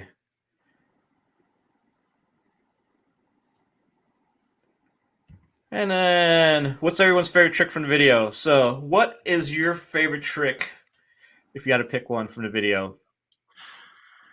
Favorite trick from like the entire video or your individual? Let's say from your section. Okay. Ryan, what was your favorite trick you did? Trying to think of like what's the trick that I consider like the most me trick. You know what I mean? Probably I think it's this. Yeah, I think it's the second clip. Probably that like inward. I don't even know what you'd call it. That inward toe stall to toe stall transfer thing. Mm-hmm. Just because like I saw Tree do it. Probably I don't know. He probably did it 4 or so years ago, and I thought like that literally looks impossible. And then I went to the skate park by my house and started trying it. And my friend Tim's like, you can't do that. And then like somehow it just like I did it. It just clicked. And I was like, holy crap, I did it. So and I tried to like progress that trick for a lot of years and I couldn't do it. I couldn't figure out ways to go into it or out of it that were anything other than what it was, just clicking on the inside of that little lip of the skate. And then so to actually be able to do it and jump to something else and continuously do it, it's just cool to see the evolution of it represented in the video. So that's probably my favorite trick. And what was your favorite trick from everyone else in the video? Is there like one trick that was really every time you looked at it, you're like, wow, that was so sick? Reed's bonked the top sole on that curb. Okay. Just like phenomenal. Yeah. Just like, oh my God. Yeah, so good. Awesome. And Brandon, what was your favorite trick you did in the video? That's tough. I mean, one that comes to mind just because I did it first try and it just felt so like you get those rare victories and like Ryan filmed it great and like I did like a mistrial to like a true Mizu like and then on a rail and I came off dark side and then I top assed a wall rail in a line. And it's like, I don't know. I just didn't think I could do it. And then I just like, it just happened. And like, he filmed it great and it was first try. And I was just like, damn, everybody gets one, like it's like out here doing it. Yeah. But I don't know if it's like the most interesting trick, of my section, but I just like, it's memorable because it was just like, it just felt so good to like do something hard and like do it right away. That's awesome. So you pretty much got the fastest trick to film in the video. And Tree asks which trick took the longest to film. So which trick took the longest to film in this video? Which is always my least favorite session. Well, I know the answer to that actually.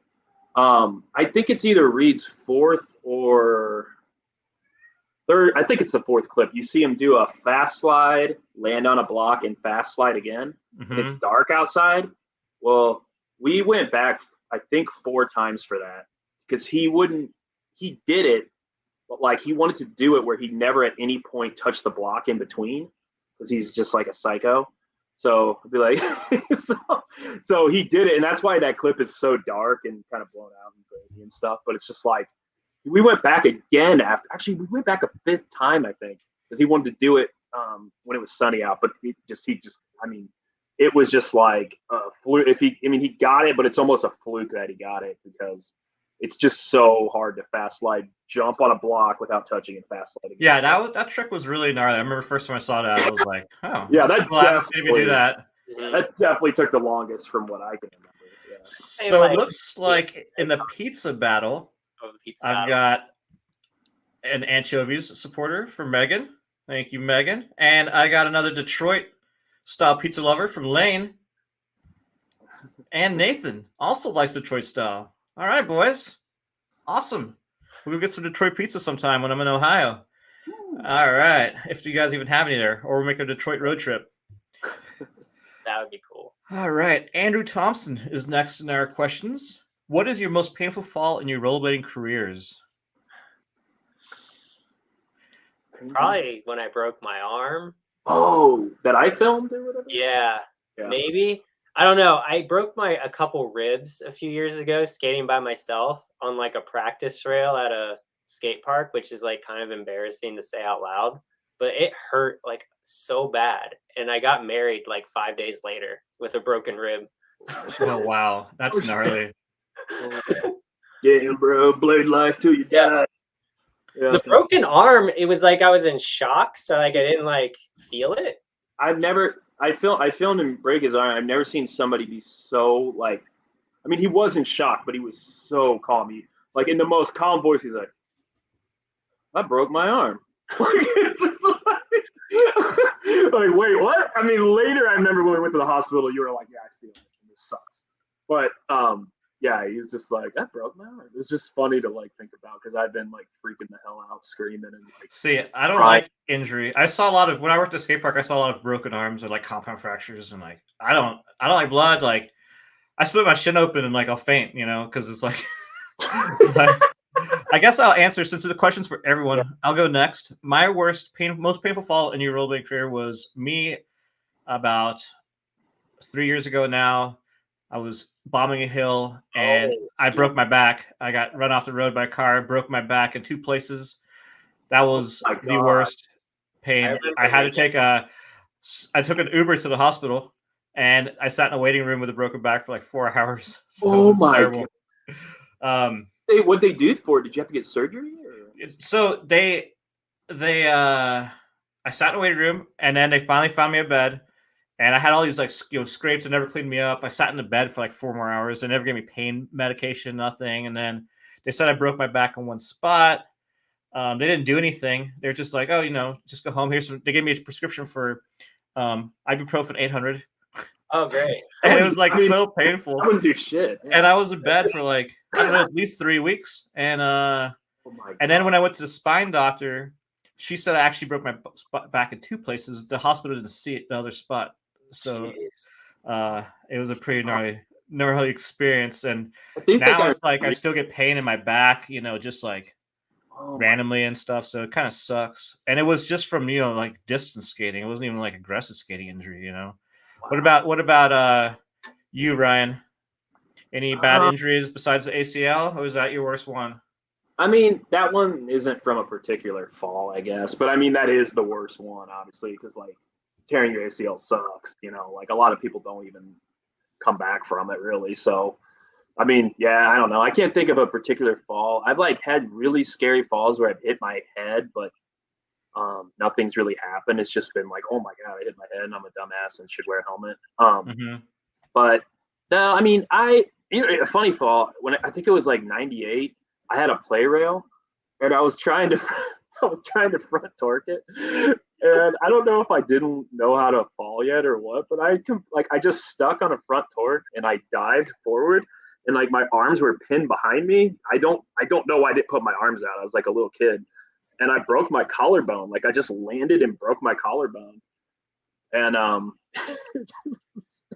stupidest fall, but that one was pretty bad because it was like like they can't really do anything for a broken collarbone. They just put you in like a weird sling. So I was like all summer, I was like trying to play like video games, like all messed up. And then like the next day, my grandma was getting remarried, and she was all pissed because I was like in the photos looking all like messed up and like because I just the photo. Oh, that's amazing. Yeah, it was really funny. That one, I guess that was bad. Like collarbone's like a really like you feel your collarbone right now. It's like how the hell do you break that? It's super thick. Like Yeah, I know some people who've broken those BMXing, and it's like a gnarly BMX. gnarly thing. Actually, that reminded me of I did have like as far as my worst aggressive injury goes. I was on in about 90 in the 90s, and I was doing a sweat stance on a bower box, but one side was kind of like a wedges, and I landed on a bank, and I just stuck and fell forward. I remember hitting my wrist and my face on the concrete, and I remember hearing my teeth hit the concrete and being like, "Oh, I knocked my teeth out," but I didn't. They like my teeth were really strong, but I split my lip here, like, and all the way through, and broke my wrist. And it was on Super Bowl Sunday, and I remember sitting in the waiting room at the clinic again forever because it was like they were watching the football game or something. So, holy shit! That's crazy. All right, let's see what else. Okay, this one is not a question, Brandon, but neither Zachary or Eric have ever filmed anything first try. So congratulations, Brandon, on your victory. Layne has. Well, speaking of Andrew Thompson in the chat, I don't know if Andrew's ever landed anything in like 20 tries. So he knows what he used to. I filmed him try things for like going on like an hour and a half. And you're like, and he would pull it off eventually. But oh my God, we've just been filming for forever, filling up mini DV tapes after mini DV tapes. Now, mini DV tapes. I know I had read, or did you mention it? I think I read in your interview that you hated mini DV tapes. Well, I did, yeah. As well. I mean, they were expensive. Well, unfortunately, I don't know if this probably ran into, but because they're expensive and because hard drives were expensive, I recorded over a lot of my old mini DV footage. With newer things, so I lost a lot of clips, especially from about 99 to 2001, which was a really killer. Good airs, like the clips from like my video last call and like United Front and some of the stuff from like Quattro. So I watched Quattro a lot when I started skating. Cool, thank you. Yeah, that was fun. So that was fun for me because I moved to San Diego in '99. The first video I made living there was United Front, so I got to meet all the skaters. What a hell of a video, jeez. And Quattro was the next video I made for Daily Bread, and it was just the place to be. At that time, I got lucky to be there at a place that had Daily Bread because everybody wanted to go to San Diego. Yeah. And get the magazine. So it's pretty much guaranteed if you were like a good skater, you went to San Diego, you would go out with a photographer and a filmer and get in the magazine. So that was a really cool time. Now, Nathan wants to know, where'd all the Bower boxes go? Well, the official Bower boxes, who knows where they went. It's funny how much money brands pumped into stuff back in the day. I look at Rollerblade.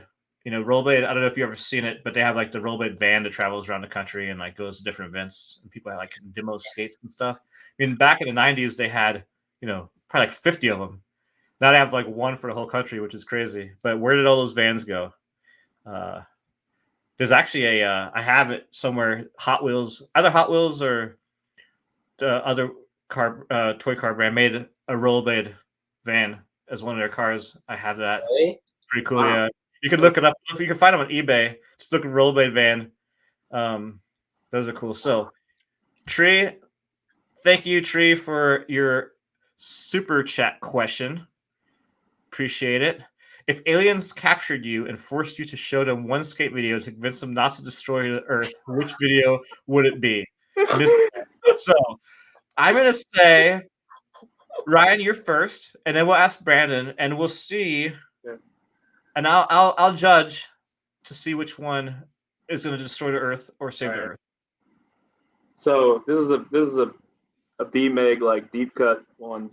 Do you know the video "Sick Kind Grind"? No, Sick Kind Grind. never heard of it. Just look up "Sick Kind Grind." Literally, just YouTube "Sick Kind Grind." See if it Okay. comes up. But that's what I'd show them. "Sick Kind Grind." Sick Kind Grind. Okay, and then Brandon. Oh man, I don't know. Like what we should show them like leading the blind and be like, look at these crazy people jumping off roofs with no helmet on. Okay. They're super resilient people.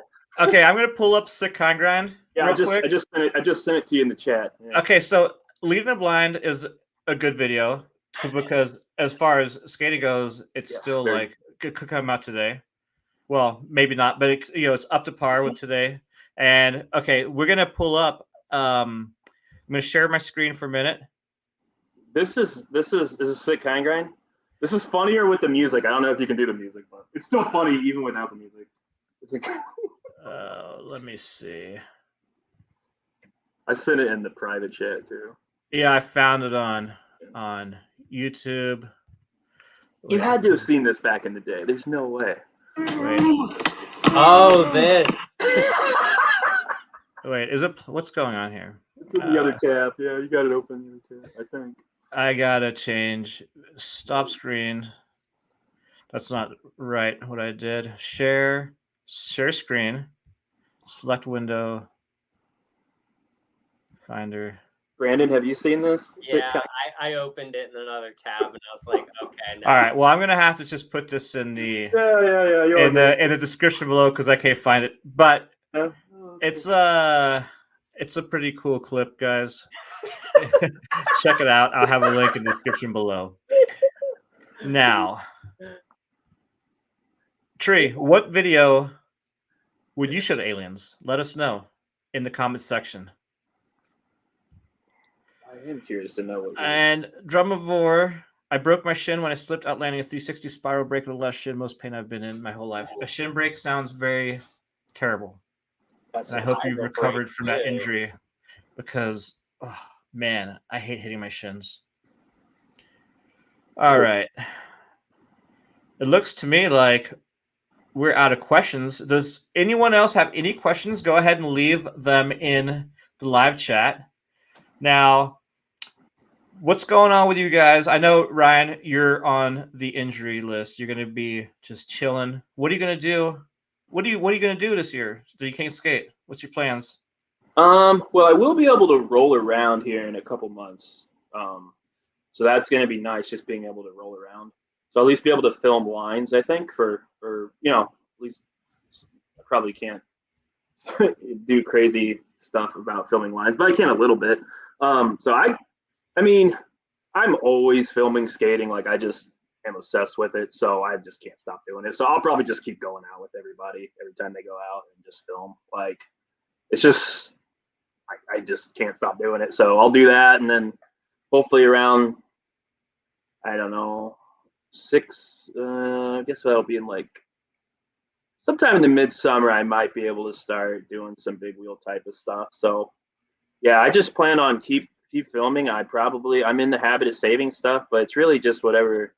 I mean, if people want to put out stuff sooner, I'll probably do a lot of stuff for Reed's company for the, we're going to start doing stuff for that because we really haven't made a lot of actual video content to promote that yet, just because Ohio winters are what they are. And so, right. Yeah. Well, I'm going to have links to all of your stuff in the description below. I have links to the zine, your video, to Reed's clothing brand flavor, and anything we talked about to your guys' Instagrams. So everyone can check that out. And I have a link to the Sick Kind Grind. And yeah, now it looks like we're out of questions. I don't know if there's anything. Oh, wait, I did want to ask Brandon, what's your plans going into the rest of the year now that winter's over and skating season's coming along? I thought it was over, but it was like 30 degrees today. But yeah. Well, I've had like some chronic injuries with I've been having some like hip and back problems, and my knee was bothering me, but apparently that was related to my hip and back. So I've been doing some physical therapy, and I feel like I'm in pretty good skating shape. I'll probably be skating more park this year for not filming like a video, but I definitely want to get like I enjoy skating street with other people. Like I can skate park by myself. I don't have a problem doing skating by myself, but like I like the social, like it's my social outlet to like go and street skate with the guys and like and gals and like you know, so I think once I'm out in the streets with them, then tricks happen, you know, and I think I just want to make sure I'm taking care of myself more than I have in the past, in a sense of like doing more exercise, strength training. Because, yeah, as you get older, it's like you have to do that. For sure. Yeah, it's like pretty aggressive, like how much stretching I do before I skate and like all the pads I wear and like the icing and everything. It's a whole process. But I want to shoot a lot more photos this year, you know, just in general. Like I feel like I got into a sweet spot with that last year and like feeling more confident using like lighting to enhance what I'm able to shoot. And like I'm just finding that to be really exciting. You know, it's like I don't need to go and film a bunch of stuff of me. Like it's like cool to just be around the session, you know. I can skate, but I don't have to be, you know, getting a clip. I can be shooting a photo and have a great time. Yep. That's really rad. So I really enjoy both of you coming on a show and chatting and talking about the video and the zine. It's a really cool project, and I'm glad you guys collaborated together to do the two-part pieces of it. You know, the zine I think there's and one more video. question there from says any Dayton street comps. Okay. Or KSPS. I don't know about KSPS, but there is King of Cleveland did their last year in Cleveland this last year for that contest, and they're moving that to a Columbus street contest, and then the following year, that's the next year, so 2023 will be a Dayton street comp. I think that's what Lorenzo was saying. So that's, yeah, for KSPS, I don't know. I mean, it would be cool to do another KSPS. Those things suck to organize. They're just hard to organize, and like you just have a lot to think about. So I don't know, maybe KSPS, but definitely the King of Cleveland will be in Columbus this year, I guess. This probably into summer this year. Well, that's gonna be really cool. I'm gonna have to possibly come down for that. Yeah. It was last year. King of Cleveland one was. I was thinking about going to that, but I just didn't really feel like traveling yet at that time. You know, time with COVID and everything. So, but now it's, you know, almost time to start traveling again. Thinking about going to possibly Blading Cup coming up, maybe. Should be a pretty fun time. Now they're going to combine quad skating, like we talked about quads earlier, with that. So it should be, it's going to be probably really big. We'll see. Have you ever gone on the Colorado road trip, Jan? I have. I went on a Colorado road trip maybe 5 times. Yeah. All in the, like, between 2012 and 2017, pretty much every year. Nice. And Colorado road trip is a lot of fun. It's crazy. There's a lot of people. It gets a little gnarly. Like if you're gonna go, make sure to camp, like set up your tent away from everybody else, because the thing with Colorado road trip is what it started 20-something years ago. Everyone was young and they partied a lot. Now everybody's old and they work and they have families. So they use that week to do everything that they didn't do all year on one weekend. So it's a pretty gnarly, like, so if you want to just chill, like make sure and camp like away from, because there's people that don't sleep. They don't sleep the entire, scary thing. Now I started a Vermont trip. What were you going to say, Eric? Ryan? I was just saying they're trying to relive the glory days. That's hilarious, though. That makes sense that they'd be like going crazy for that. I get it. Like that. I mean, it's a great time. You know, if you've never been to Colorado, it's a beautiful drive. So I recommend everyone go to Colorado road trip at least once. Yeah. And I think they do it. They rotate. They do one campsite one year, and they do multiple campsites like the following year.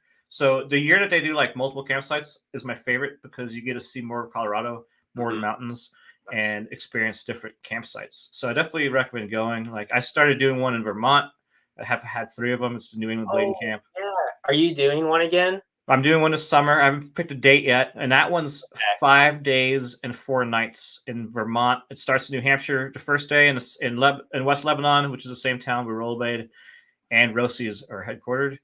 And then it's in Vermont the rest of the trip. And Vermont has 700,000 people, and it has like 70 skate parks and all over in little towns. And we usually hit 2 skate parks a day, and then a swimming hole. So we go like to like a cliff jump or like a waterfall or like a lake, whatever. So it's just like swimming, skating, and camping. 2 nights at my friend Miles's house and 2 nights at my house, and it's super mellow, chill. I would love to. Family friendly. It's a lot more family friendly than. I would love to do that. So I'll definitely let you guys know when that happens. I'm going to be doing a show on here about. I actually showed some footage on one of the live chats I did last week, but I'm going to do an actual like show, a couple shows on the event because it has been filmed throughout the past 3 years, and there's a lot of edits that have been made of it. So it's definitely a cool time. Yeah. Usually it's mainly, people that show up from New England and Quebec, but we have had like people like Michael Kraft from Austin has come out to everyone, and you have, Mike Torres and, it's come. We had a couple guys from Rochester show up. I want to hang with Grant. Yeah, Grant's mom actually moved to the town where the first skate park's at. So where Rossi's and Rollerblade is headquartered, his mom moved there a couple years back. So he's actually out there occasionally, which is pretty cool. But yeah, I'll definitely promote that when we figure out the date.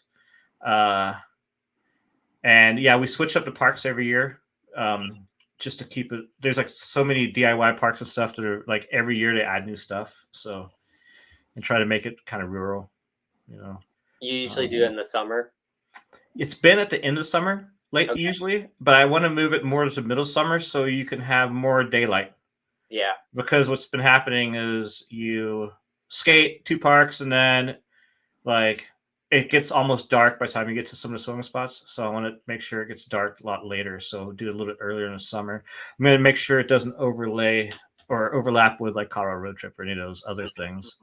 But I used to kind of do it around the Bashi Pope event, hoping to kind of get people to come up. And it didn't really bring anybody from Bashi. So I'm going to move it earlier in the summer. Cool. So I think, I don't know if there's anything else you guys wanted to bring up, but I think it was a pretty good conversation. Yeah. Yeah, this is fantastic. Just want to say I was a big fan of your videos growing up. I mean, like everybody. Thank you. I appreciate it. Yeah. I mean, amazing. Like, just having those and, like living through those videos. I mean, just obsessing over those videos. And yeah, it's just cool. Like to see something like that come full circle. I don't know. It's neat. Like, so, I mean, technology is awesome for bringing us all together. And yeah, just wanted to say that again. Awesome. I really appreciate it. And I'm really stoked to have you guys on here. And for everybody watching this is my first live interview with anyone. I've done the podcast episodes all pre-recorded. So I hope it went smoothly. I think it went okay. And yeah, it was really cool to have you guys on here chatting. And maybe we can get on again in the future, talk about some things. I'm going to start doing some panel shows in the future. I mentioned Brandon. I'm going to do one on zines. So there'll be some different zines. I think the first one's going to discuss some online zines, and then it'll get into like print zines. So different people involved in zines throughout the past 30 years in skating. That'll be super cool. So hopefully get Brandon on one of those. We can talk about that as well. So yeah, I want to thank everybody for watching this. I do have some new merchandise, which I got this shirt. It's me. Here's a little sticker. It's me with a GL1, which is the camera that I used my entire career. Yeah. And make it a little bit bigger here. That's the me with the GL1, and then some Big Wheel blades. And this was done by Adam and Noah. Pretty cool graphic. And I have T-shirt, as you see here, coffee mug. Yeah, that's what I want. Oh. And then I have this logo on T-shirts as well. And you can check those out on the Then and Now Blading website. I'll put a link real quick so you can check it out. Let's see here. You can go there to check out the new merch, and it all supports the channel and making more content. So, and if you did enjoy this episode and what we had to say, make sure to hit the like button, subscribe to this channel. If you haven't already, hit the bell icon to be notified of all new uploads. And I have links to my social media in the description below. I have links to Ryan and Brandon's social media. Everything we talked about is going to be linked in the description below. Again, I want to thank you for coming on the show. And thank you, everybody, for watching. And I look forward to seeing you guys in Ohio. Next time I'm there in Columbus, maybe we could meet up, Ryan. If you want to make a trip to the city. I've never been to Dayton. Maybe I can get to Dayton sometime. I wouldn't recommend it, but no. So let's meet up in Columbus. I'll meet you in Columbus. I'll let you guys know. So yeah, I'll chat to you guys after I end this broadcast. We'll chat in the channel for a second. But yeah, thank you everybody for watching, and I'll see you next time for episode 18 of the Dead and Outblading podcast. Premieres tomorrow night at 7 p.m. with Connor O'Brien, and it's going to be a really good episode. So make sure and check it out. And after that is going to be Luke Bender from the Colorado road trip. So we talk about that trip. Brandon, you can check out what he has to say and the history of that. And then Jeremy Baytall will be episode 20, who's your neighbor in Pittsburgh, not too far from there. So yeah, thank you, everybody. I'm going to end the broadcast, and I'll see you next time here on the Dead and Outblading YouTube channel.